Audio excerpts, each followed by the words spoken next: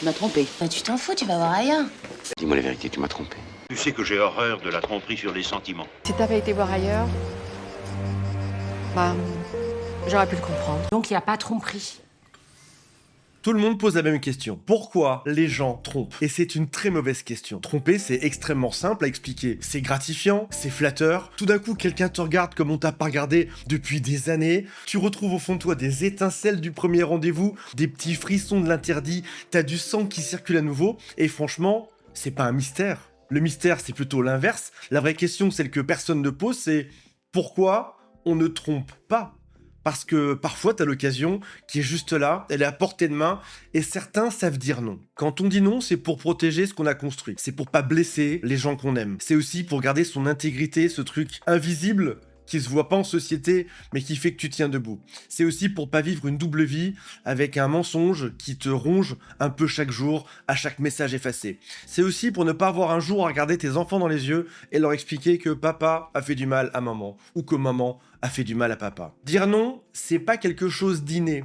C'est pas non plus de la chance. C'est un choix. Et un choix, ça se travaille. Pense à un truc tout bête. Je bois une bière, elle est bonne, j'en veux une deuxième.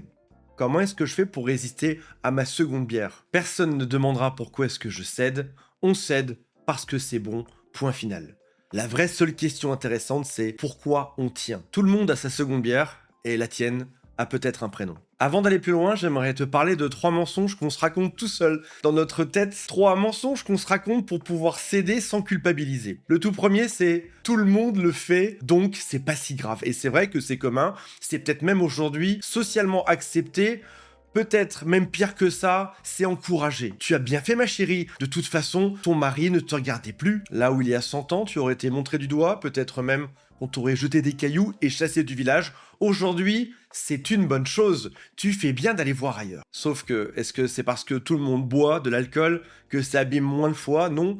La fréquence ne change rien aux conséquences. Le fait que ce soit global ne change rien au fait que ça fasse du mal. Si on est 10 millions à le faire, on va quand même dévaster la personne qui est juste en face de nous. Personne ne le saura jamais. Tu peux avoir la double vie la plus propre du monde, un deuxième téléphone, un autre compte Instagram, un autre appartement. Tu peux avoir un alibi pour chaque soir. L'autre le sentira quand même. Peut-être pas de manière consciente, mais avec son corps. Et j'ai un cas en tête d'un homme qui avait une double vie digne d'un James Bond. C'était quasiment une œuvre d'art.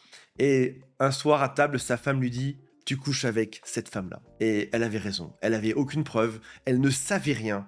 Elle ne pouvait pas le savoir. C'est juste qu'elle avait cette boule au ventre qui fait que, inconsciemment, elle savait. Le mensonge numéro 3, c'est: je gère et personne n'en souffrira. Je suis un bon mari, je m'occupe de ma femme.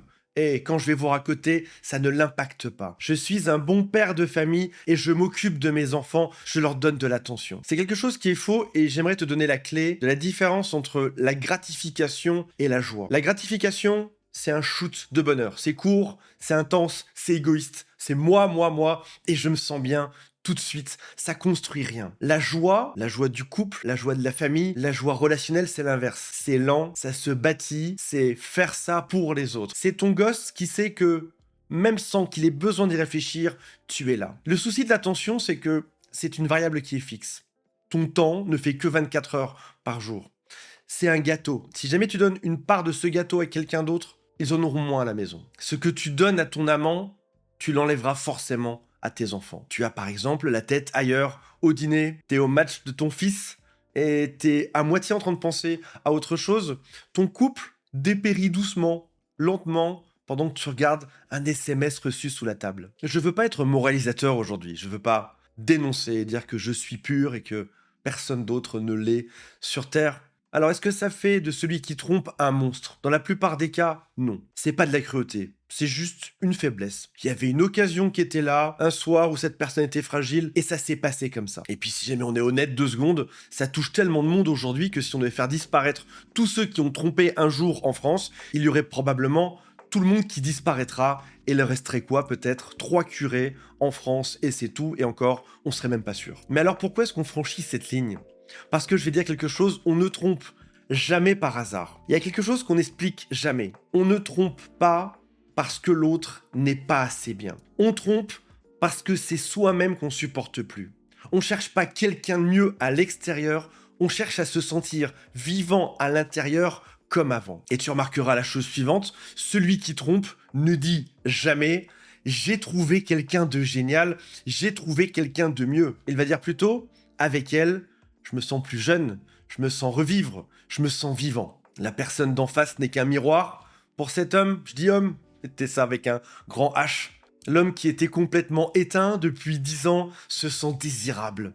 La femme qui était invisible, qui n'avait quasiment plus de relations intimes dans son couple, se sent à nouveau exister. On ne trompe pas pour se sentir aimé, on trompe pour se sentir vivant. Et ce manque d'attention, il est rarement nouveau. C'est un vieux truc qui date de l'enfance.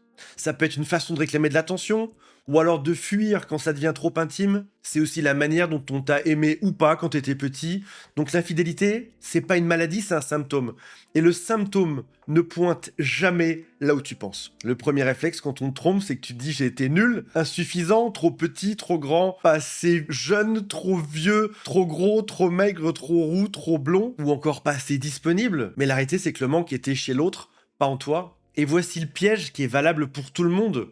Chercher dehors ce qui manque dedans, c'est un peu comme aller arroser les plantes du voisin en laissant crever les siennes. Le shoot va retomber, le vide sera toujours là, et maintenant, il y a des dégâts sur tout le monde. Il y a une histoire que j'aime bien, qui est celle du maître zen, et un jeune disciple vient voir le maître zen et lui demande ce qu'il pense du fait de manger de la viande. Est-ce que c'est cruel ou pas? Faut-il être végétarien?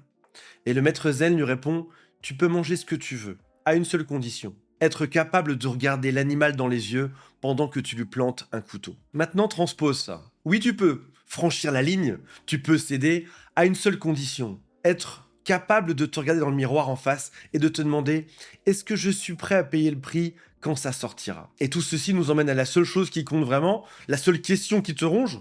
Est-ce que je dois pardonner? Est-ce que si je pardonne, il va recommencer? Et tu peux l'analyser, tu peux l'observer. La réponse ne sera pas dans l'acte de la tromperie parce que, en étant honnête, adulte aujourd'hui, sans être moralisateur, ça peut arriver à tout le monde. La réponse n'est pas dans l'acte, la réponse est dans ce qu'il va ressentir après. Si tu as affaire à une personne qui a fait une erreur, elle va voir ta douleur, elle aura une culpabilité incroyable et ça va la hanter pendant des semaines. Si jamais tu as affaire à un manipulateur, oui, il fera semblant d'être triste. Mais l'étape d'après, c'est qu'il va te blâmer. Je t'ai trompé, car... Et à ce moment-là, observe bien à qui tu as affaire. Voilà mes amis, j'espère que ça vous a intéressé. Je vous rappelle qu'il y a la possibilité de s'abonner à cette chaîne, c'est ce qui fait que cette chaîne grossit. Il y a aussi un lien pour m'appeler, c'est juste sous cette vidéo. Et on se retrouve dans la prochaine vidéo. Salut à tous, bye, je vous aime.